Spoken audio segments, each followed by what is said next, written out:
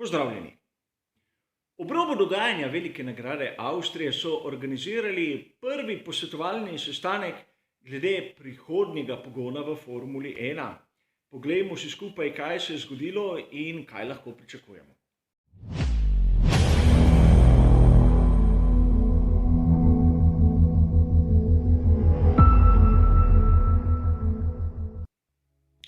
Veljavnost pravilnika, ki določa sedanje turbohibridne pogonske sklope, se bo iztekla leta 2025, zato je tudi prav, da se dobavitelji začnejo pogovarjati, kako v prihodnosti. In seveda na tem sestanku so bili tudi povabljeni predstavnika Audija in Porscha, a o tem se bomo pogovarjali v naslednjih minutah. Čeprav na strani Red Bulla smo videli tako Hornerja kot Marka, namreč Red Bull bo prevzel tisti program, ki ga do letos upravlja še Honda. To nam lahko pokaže dve zadevi. Prvič, da pri Red Bullu nimajo še določene osebe, katera bo vodilna v programu pogonskega sklopa, in drugič, da Horner in Marko sta prisotna pravzaprav povsod, in zato se lahko upravičeno sprašujemo, na katerem področju sta pravzaprav strokovna. A pustimo sedaj to za naslednje prispevke. Najprej se moramo vrniti k tistemu dejstvu, o katerem ste brali v raznih virih, ki se ukvarjajo s Formulo 1. Prisotnost Audija in Porscha. Namreč v mnogih virih sem zasledil, da ena ali druga, celo obe znamki, bosta prisotni lahko po novem pravilniku v Formuli 1. Kolikor mene spomin ne vara, Porsche je v tisti skupini Volkswagen od leta 2011. Audi je znan član te skupine in sedaj se lahko malce za šalo, ampak tudi zares začne spraševati, zakaj niso povabili Volkswagena, zakaj niso povabili predstavnike Škode, Seata, naprimer Bentleya in še bi lahko našteval.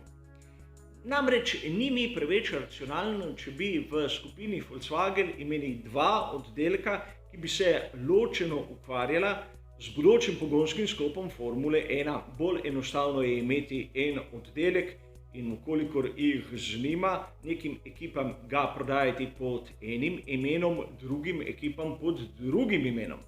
A prisotnost Porscha, kot bomo videli v nadaljevanju, je tudi zanimiv pokazatelj. Namreč, kljub vsemu tistemu, kar so napisali, iz tega sestanka ni nekih konkretnih zaključkov, je le prvi posvetovalni sestanek. Recimo temu, da je namenjen malce spoznavanju raznih akterjev.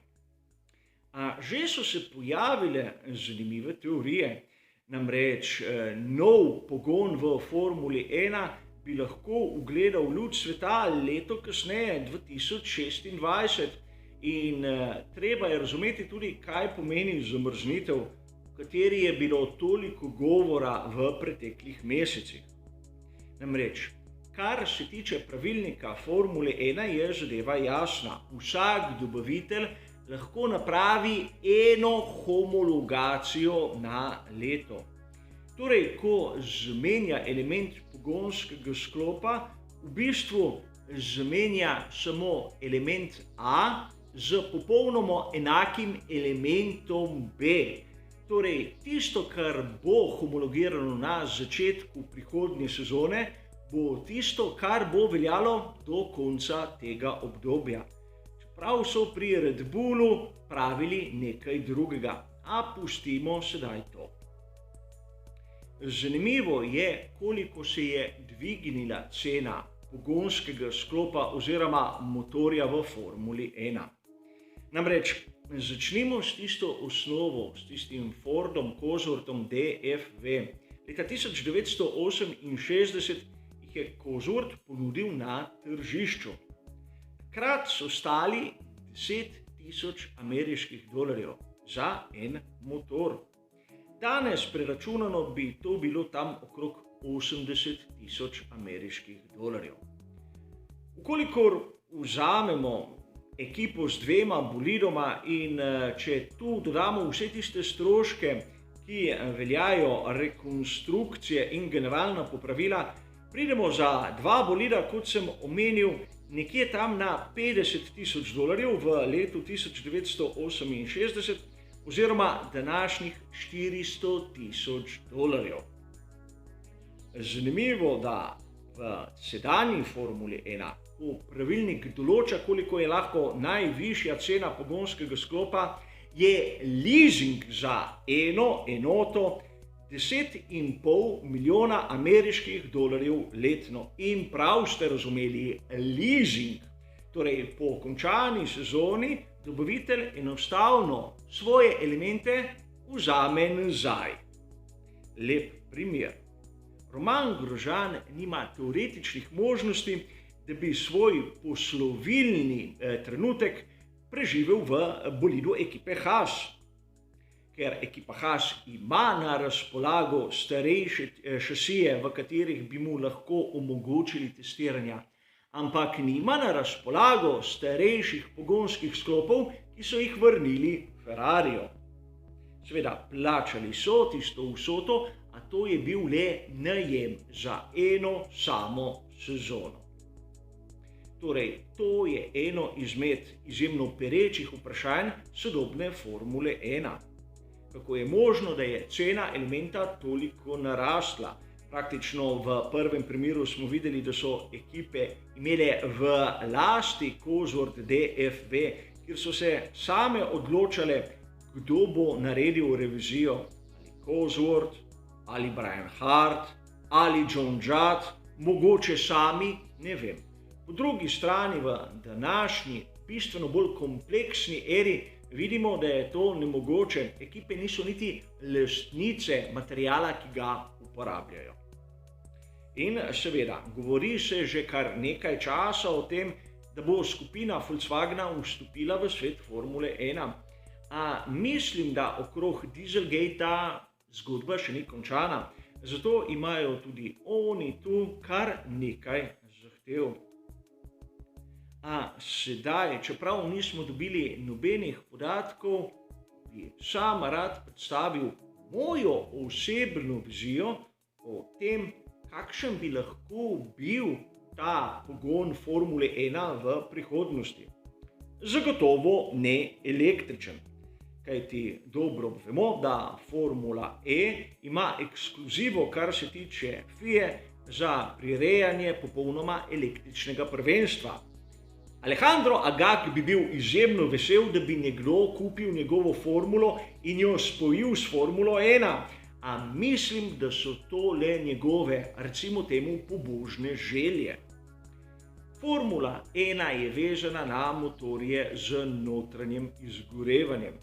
In tudi tu se da kar nekaj narediti prav na področju bioloških goriv. Namreč, če pogledamo, da je bil prisoten tudi Porsche na sestanku in da v njihovem Porsche Supercupu, ki je del cirkusa Formule 1, čeprav ni pod FIA, vidimo, da že danes tam uporabljajo biološka goriva.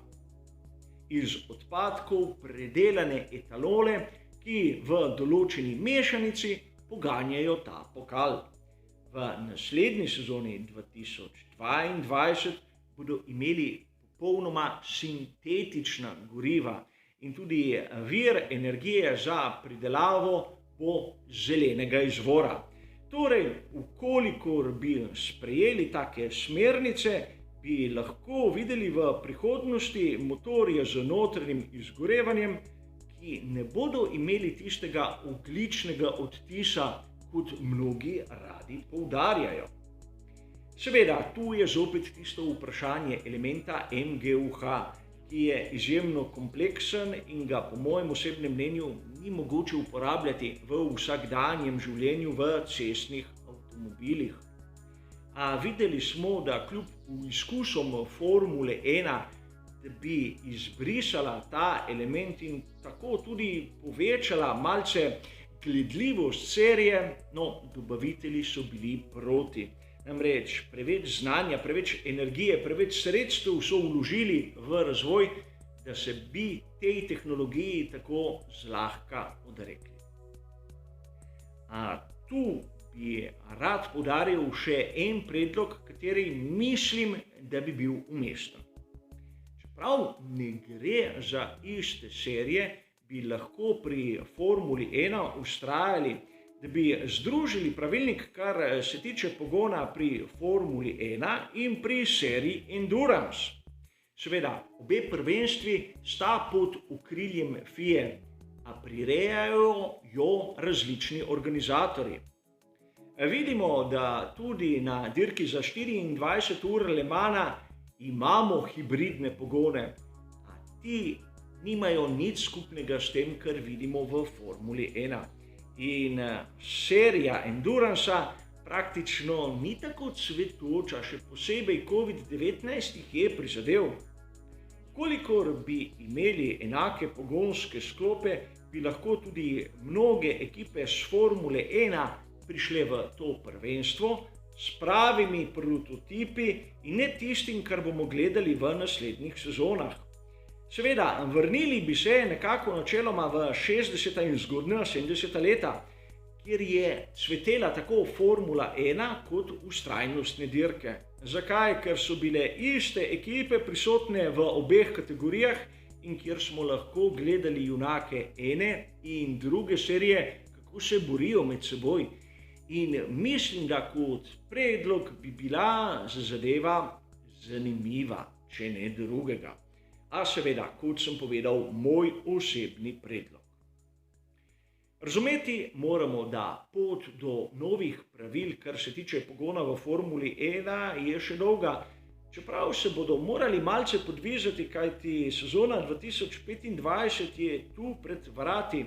Namreč dobavitelji morajo začeti tudi s tako osovraženim razvojem in poizkusi, da bodo pripravljeni na dan, ko bodo pravila stopila v veljavo.